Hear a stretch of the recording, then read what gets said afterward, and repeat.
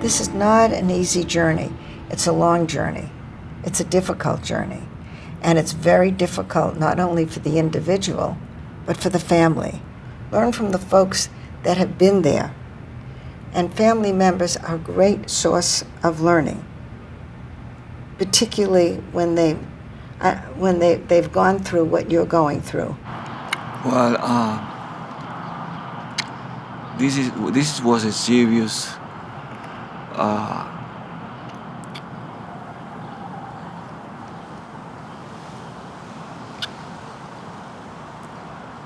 a serious condition that make everybody change in the family. And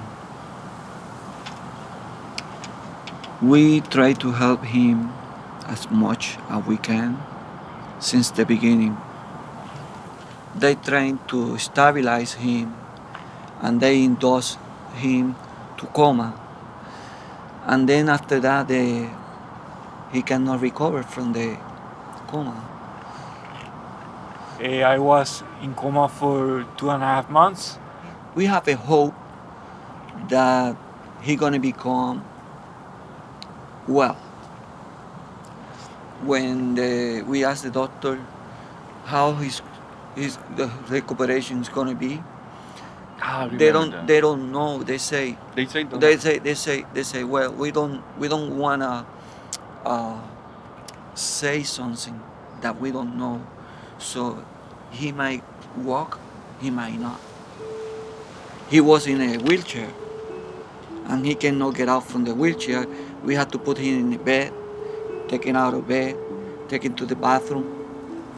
So when we take it home, it was like a baby. We have to do everything for him. I don't know how many months it took to start walk, make steps, little steps. Siempre estaba con mucha fe porque sabía que él se iba a poder levantar otra vez.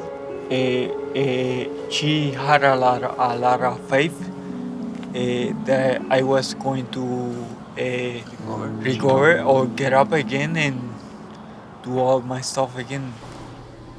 Marilyn's TBI following the accident really changed our lives immediately. You know, she couldn't be left alone. If we left the house, we could only go to one place for a short period of time. So if I had to go to, let's say, the drugstore and then pick something up at the grocery store, I would have to bring her home in between, even though they were in the same location, because the fatigue that she had from the injury was so great that she couldn't walk through the two stores. And there were some schools that she couldn't apply to because the visual stimulation of certain parts of the school that she would have to go to a lot were too disturbing to her head. What happens when you have a brain injury that people can't see is incredible. Nobody would believe what goes on and how your life changes just from that one hit to the head. The information, yes, we had to search for it. She slept for hours and hours a day, so while she was asleep, I was next to her doing research. And that's really how we got most of our information. And then if I found people online that I thought could provide me with some information or some help, I just called them or emailed them, and I've just met hundreds of people that way. And I've learned so much about it just by doing that. Her recovery over a period of years has almost been, we'd made a lot of progress, and then all of a sudden we'd hit a plateau.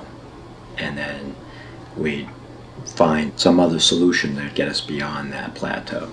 We'd be with that care provider for a little bit, and whatever was exacerbated or aggravated at that time tend to quiet down, and then something else would kind of pop up, and we'd find somebody else to deal with that, whether it be an herbalist, a chiropractic, a balance specialist, Reiki, I mean, a whole spectrum of alternative medicine we probably have explored to now functional neurology, right? And that was really the first therapy that started to help her with her sensitivity to sound. So you never know what will work for you until you try it, and what works for someone might not work for someone else. So it's a lot of experimenting with the different kinds of therapies that are out there. Humor tending to lighten things up always helped. You know, we've got somebody who graduated high school and just finished her freshman year of college, and you know, is just willing to do whatever it takes to do her best and be her best. Sean was brought down the mountain, and it was ski patrol who didn't think that Sean would survive. The neurosurgeon had said that there would be some type of impairment. To what extent, she couldn't tell us. We didn't know. It's a journal that we started the first day that Sean was transferred to Dartmouth Hitchcock, Sunday, February 28th. Sean continues to amaze all of us. He told Michelle today that he wanted to try regular push-ups. This is so big. I'll get upset. Don't want me to read it. No, be all right. This is so big on so many levels. Sean is initiating a goal, just another way that his brain is getting better. Sean was able to do 14 push-ups. Sorry. It says, Sean is so proud of his progress. He told me that his favorite saying is, never, never, never, never give up. And that's Winston Churchill. Mm-hmm.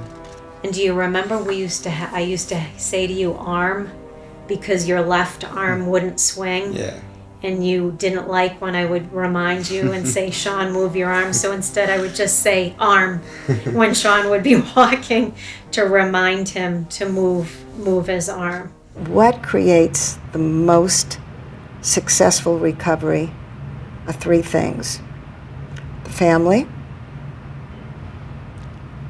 the level and location of expertise, how far you are from that expertise, and how you are insured. So it's family, expertise, and resources.